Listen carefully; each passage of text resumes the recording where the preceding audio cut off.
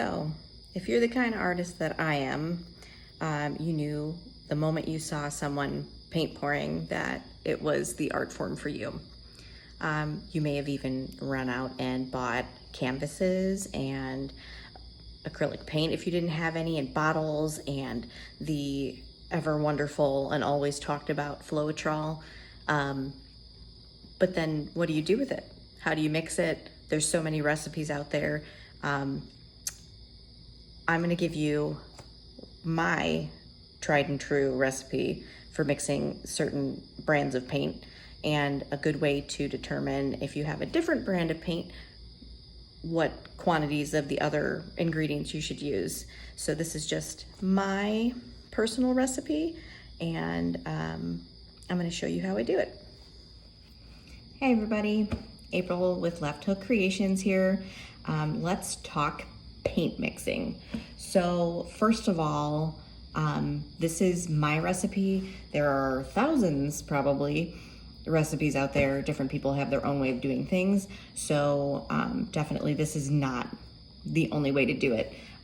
This is just my personal way. This is the way I mix my paint and use on most of my pours. Sometimes I will thin it out. If say you're doing a Dutch pour where you're gonna be blowing it around with a blow dryer, I might make it a little thinner. But in general, this is the way I always mix my paint. And it took quite a bit of time to get a recipe down that I liked, and you're probably gonna have to fiddle with a recipe here and there until you get something that you like. And it's gonna depend on the type of brand of paint you have anyways. So let's get started. So things you'll need are paint. Let me show you. I'm not gonna do all of these on camera, I promise, but I have several paints that I'm gonna be mixing today.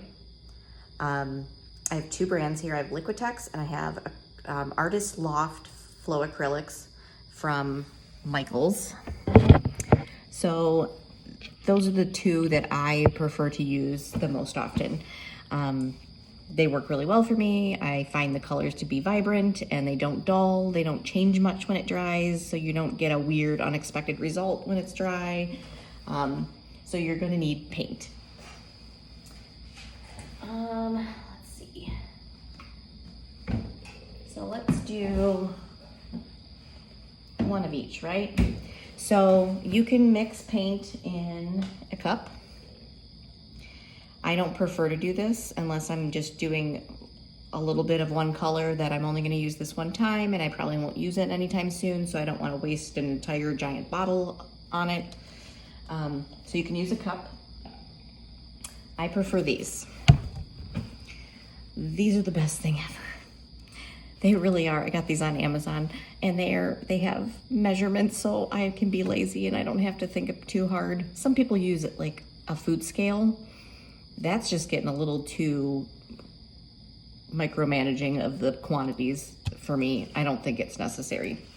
And then I use, even though it's not a pouring medium, it's a paint conditioner, I use Floetrol as my pouring medium, and water.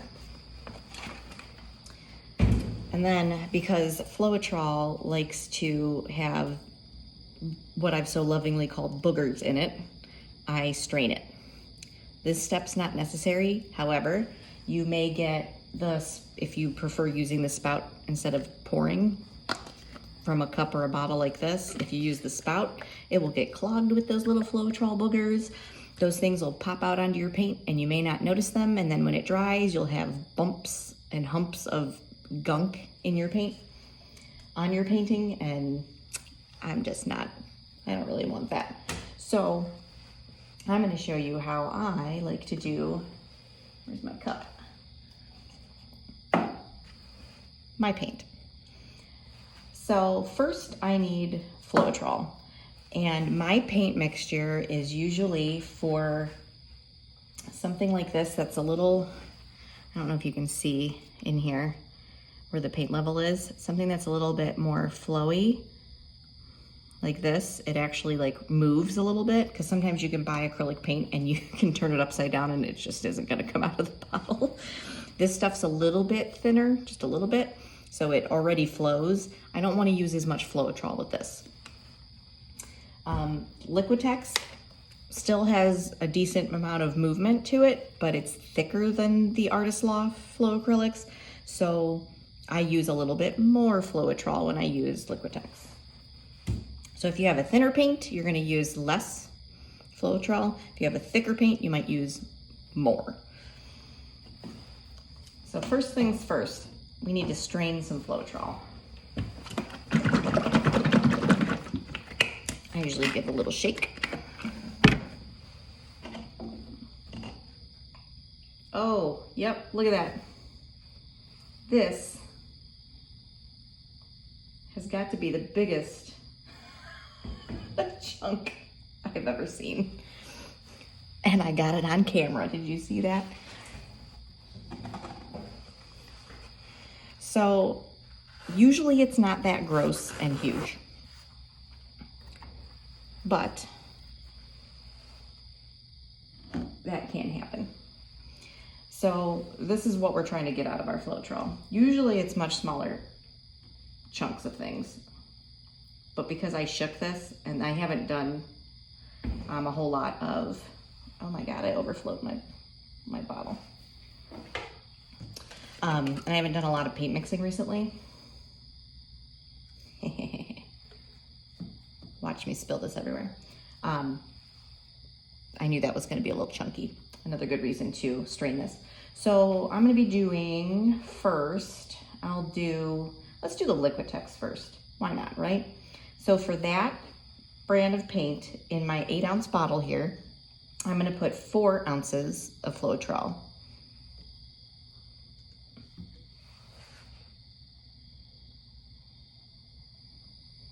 There we go.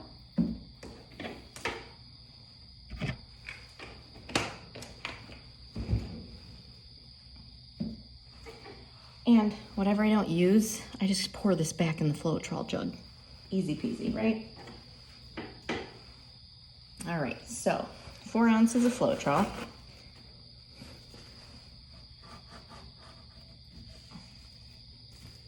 I knew I was gonna make a mess. All right, next step is 2 ounces of whatever your Liquitex paint is that you're gonna do. So we're gonna push this up to the 6-ounce line.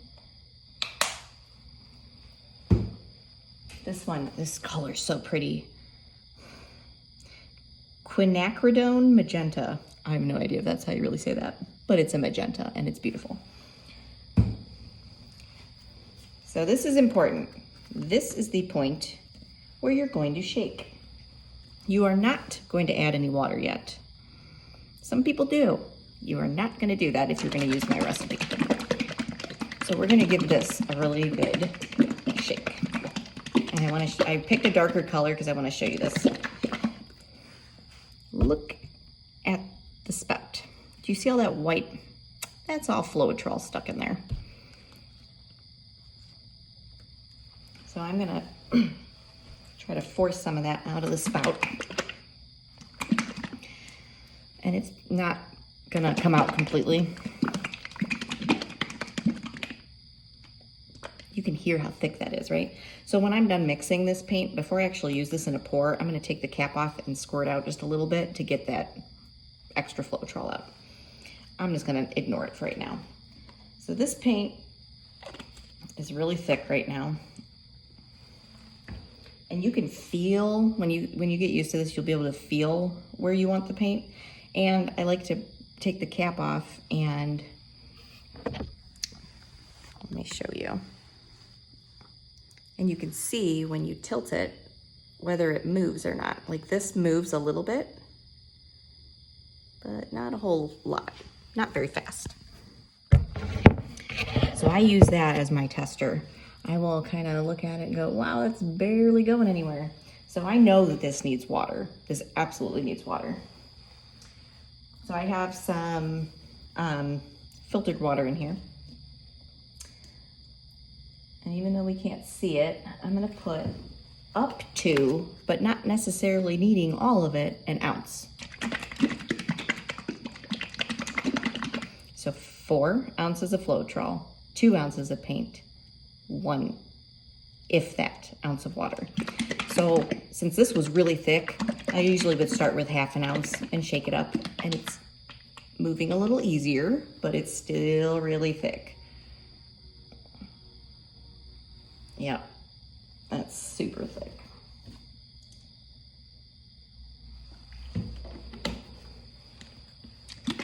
And this is the part you're gonna go on feel.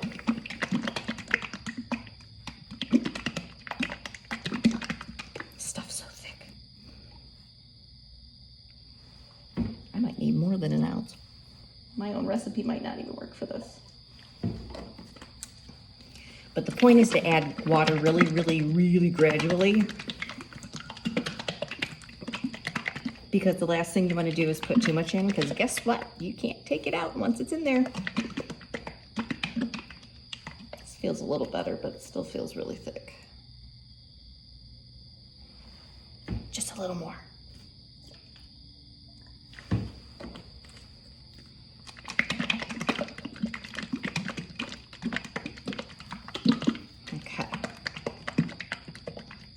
That already sounds better. You can feel it sloshing around, and you can feel how easy it moves in the bottle. Okay, this is on the thicker side still, but it's about where I would want it. So I'm gonna do just a little bit more, and that should do it. So in this 8 ounce bottle, actually probably closer to 9 ounces with a little bit of room at the top, but it measures up to 8 ounces. I can get about 7 ounces of paint. So this is about 7 ounces of Liquitex paint. That looks a heck of a lot better. Beautiful. And the only way to really know if you're doing it right until you get a good feel for it is you can pour this into a cup, you can pour it onto a test canvas, you can even kind of look at it in the bottle. That looks really good. That's moving really nice. This will move on a canvas. It will hold its shape. It won't merge into other colors as well because it's a little thicker. If you want something thinner for a Dutch pour, you're gonna throw more water in it. I mix all my paints like this, and if I'm gonna do a Dutch pour with this paint color, I'll either mix up a separate batch or I will squirt this into a cup and add a few drops of water at a time until I get it thinner. That way I don't thin down the whole thing. So now, let's do our Artists Loft third flow acrylics. This I'm gonna use 3 ounces of Floetrol for.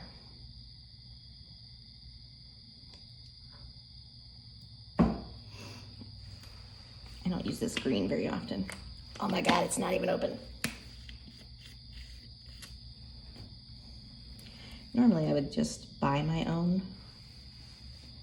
Where's the little doodad? Or not buy my own. What am I talking about? Mix my own. But I saw the green at the store and I thought that's way easier and it'll be more consistent color. I can depend on this being the same green each time. So we are still gonna do 2 ounces though.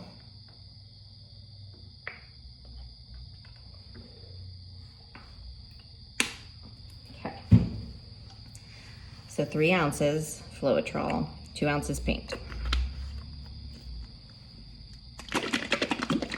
And already you can hear how much more liquid this is than the other stuff.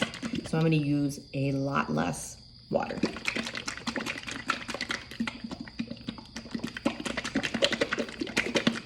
All right. Looking at the movement, oh, a lot less water. Probably only need this one little squirt. Yep, I can feel it. That's good. That's perfect. Try to get that Floetrol out of the cap. Let me see if I can show you. So this has got is just half Floetrol, not mixed in. That's why I squeeze out the little top part. before I would do a painting. But this is a good consistency. See, like I have to keep turning this to keep that bubble of paint from running off the edge. That's where I want this to be.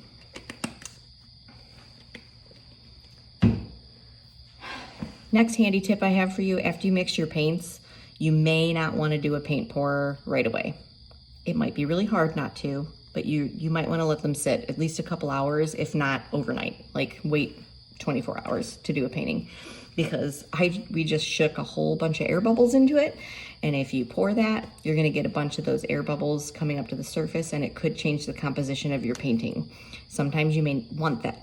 So there's been times where I've taken a color that I wanted to go underneath other colors, and I've shaken it like crazy right before I poured it on purpose, because it gives a different effect. So if you're not looking for that, if you don't want any cells whatsoever, and you don't want any air bubbles or anything like that, you're definitely gonna wanna let them sit overnight, at least.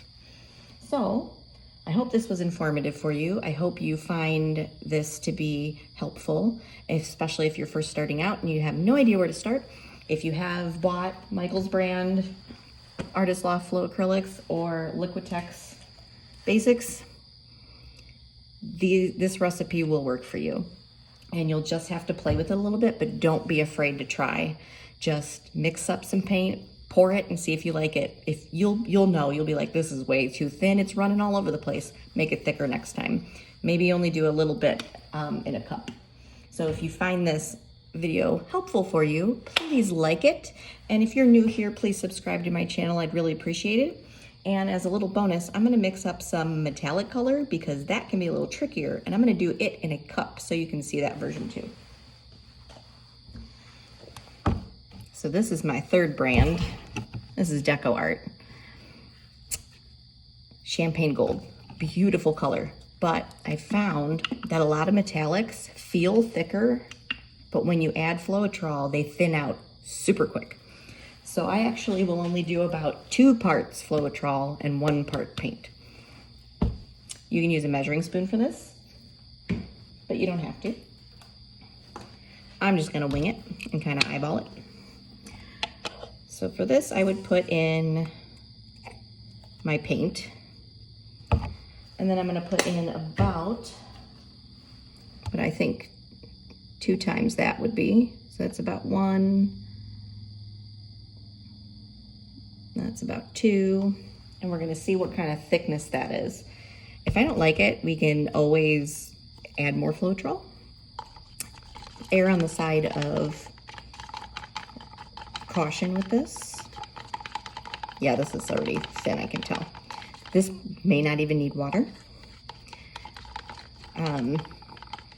But you're just gonna mix it really well. You're gonna wanna scrape your sides off and scrape the bottom. If you ever get into doing resin, you're gonna find this to be an essential part of mixing up your resin, is scraping everything off the sides and the bottom, or it's not gonna mix right. Same thing with this. We don't want all of a sudden you're pouring this out of your cup and then a big long line of Floetrol comes out that's not mixed into the paint. Oh, this color is gorgeous. Let me show you this color. Look at how pretty that is. I just love it. So, you can feel how thick this is by how easily the stir stick goes through it, but that's something you're gonna have to learn to feel for. You can see how easily it runs around the cup, and kind of get an idea there. And some people will even scoop some up and let it drizzle off of their stick. And if they get a good drizzle line and there's a lot of good springy bounce back, and if it makes a mound on top of the other thing, you're just gonna have to experiment with mixing in a cup, especially if you're mixing without a recipe, or you're mixing up unfamiliar paint like this is. I don't generally use Deco Art. I have, but I don't usually use it, so I don't always know how much to use. But I knew this would come out thinner, so I am not even going to, we'll do just a couple drops, because I don't think it's gonna need anything more than that. I think this is gonna be perfect right the way it is.